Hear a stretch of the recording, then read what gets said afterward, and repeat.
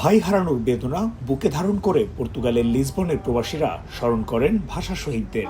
ভোর থেকে তারা জড়ো হতে থাকেন শহরের স্থায়ী শহীদ মিনারে। বিভিন্ন সামাজিক, সাংস্কৃতিক ও রাজনৈতিক সংগঠনের ব্যানারে শহীদ বেদিতে ফুল দিয়ে জানান হৃদয় নিংড়ানো শ্রদ্ধা।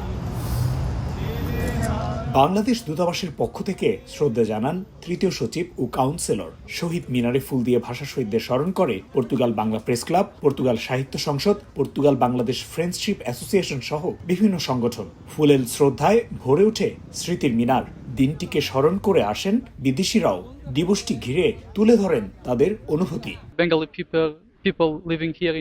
আমি তৃতীয়বারের মতো এখানে এসেছি। আমার খুবই ভালো লাগছে পর্তুগালে বসবাসরত বাংলাদেশিদের ভাষা ও এই দিনটির প্রতি তাদের আবেগ দেখে। আমি নিজেও পর্তুগালে একজন অভিবাসী। আমার মাতৃভাষা রোমানিয়ান এবং আমি আমার ভাষা নিয়ে গর্বিত। আমার মনে হয় প্রত্যেক ভাষাভাষীর জন্য দিনটি গর্বের। পর্তুগালে দুটো স্থায়ী শহীদ মিনার থাকায় বিনম্র শ্রদ্ধা অর্পণ করে থাকি।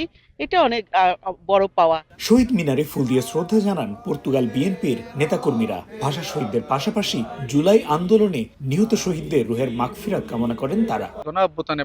যে সকল আমাদের ভাই শহীদ হয়েছেন ছাত্র জনতা, তাদের সবার প্রতি রুহের আত্মার মাগফিরাত কামনা করছি। 1952 সালে যারা এই ভাষার জন্য, মায়ের ভাষার জন্য শহীদ হয়েছে, তাদের আত্মার মাগফিরাত কামনা করছি।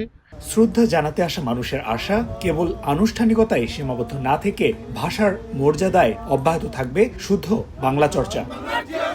তারিকুল হাসান আশিক, সময় সংবাদ, লিসবন, পর্তুগাল।